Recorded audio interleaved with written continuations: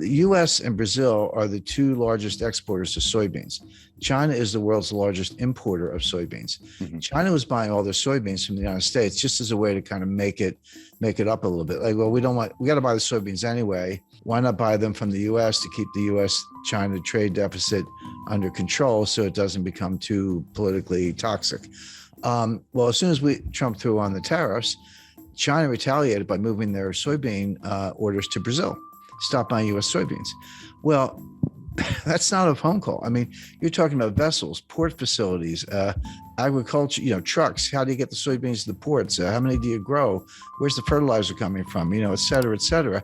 And all those parties, the shippers, the cargo, the insurance companies, and so many people involved, banks, letters of credit, it's just a lot involved. They don't like short-term relationships. They say, okay, I'll do it. I want a 5-year contract. And China said, okay. So they reconfigured all those transportation lanes to get the soybeans from Brazil. All of a sudden, you're a U.S. soybean grower. You say, well, what do? Well, we started selling them to the Netherlands because the Netherlands needs soybeans too. So now instead of shipping them from like Port of LA to Ningbo and near Shanghai, we're shipping them from Port of Houston to, I don't know, France, in Marseille or someplace, or Rotterdam. So the point being, you completely scrambled all these supply chain relationships. I talked to the guy who, this is a worldwide endeavor, but he was probably the single most responsible individual for all the significant developments in the supply chain in the last 30 years. And he said to me, Jim, you have to understand, it took us 30 years to build it. We blew it up in 3 years. It's not going to come back overnight. It's going to take 10 years or more to rebuild it. And what I talk about in the book is supply chain 1.0, which is 1989 to 2019, and then supply chain 2.0, which kind of starts now, but is going to go indefinitely because it's going to take a long time to put this together. It's it's like dropping a vase and it breaks in 1,000 pieces. You can't put it back together. You got to go buy a new vase. And that's what's going on with the supply chain. There will be a supply chain, there always is, but the new supply chain will look very different from what we've just gone through, because the whole 30 years of period I'm describing was built on efficiency, lower cost, lower cost, lower cost. It was kind of the Walmart model. So yeah, just-in-time inventory, everyone knows about that, but there's something called cross-stocking. That's where a truck pulls up at a warehouse and you unload it. Instead of putting the stuff in the warehouse, you move it to another truck that then goes to a destination. The stuff never goes in the warehouse. Inventories are very expensive. They're costly to finance. You got to move the stuff around. It's called picking. Pick the stuff off the shelf with your. I used to drive a forklift, so I know a little bit about it. And put it on a truck. I used to unload trucks too. So hey, I've got 7 suppliers. Why don't I cut it down to 3 and do bigger contracts with each one and get lower unit costs? I've got 5 transportation lanes. Why don't I cut that down to 2, get everything to Los Angeles and Seattle, as the case may be, et cetera. And they did it for 3, and they got costs lower, and Walmart and Amazon were the champions of this, but everyone else was doing it. But they missed something. What they missed was that while they were getting those unit costs lower for consumers, there were hidden costs, and the main hidden cost was you were creating greater frailty. This whole system was subject to a massive breakdown. So what happens if you have 2 suppliers and they both go on strike? What happens if you have one port of entry and it's backlogged? What happens if you've got cross-docking in warehouses and there aren't enough trucks? There are 80,000. We need 80,000 drivers, Wish they'd hire them instead of these IRS agents. But the point being, it is breaking down all across the board. Now, can it be put back together? Yes, but the biggest difference between 2.0 and 1.0, and this goes by different names. Janet Yellen called it friendshoring, and Macron called it a constellation of nations club, if you will. So you'll still have trading partners, you'll still have outsourcing, you'll still have transportation lanes, but it'll be members only. It'll be basically democratic, kind of liberal republics, Western Europe, the EU, of course, US, Canada, Australia, New Zealand, Japan, India, I would expect to be included. Friendly nations, but China's out. We're decoupling from them. They're decoupling from us. This isn't U.S. driven. The U.S. is participating, but this is what China wants too. Both sides are decoupling as fast as they can.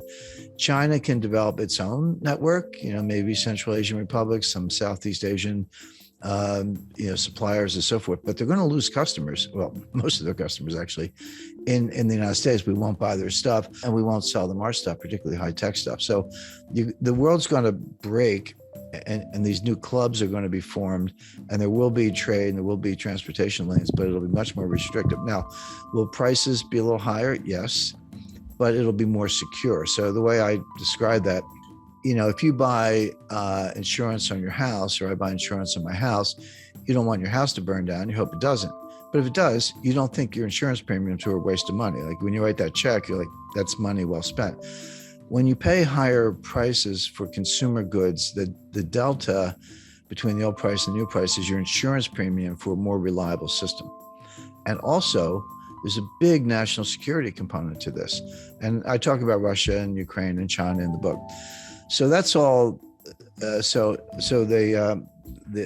how the supply, what the supply chain breakdown means, chapter 1, chapter 2, what caused it, and we talked about that, and 3, where is it going, what are the constraints, and we talked about that.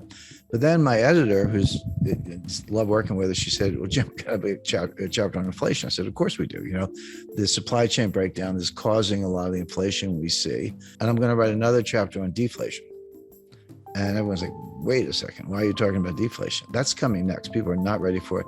I know the inflation's here. I buy gasoline. I shop in the grocery store.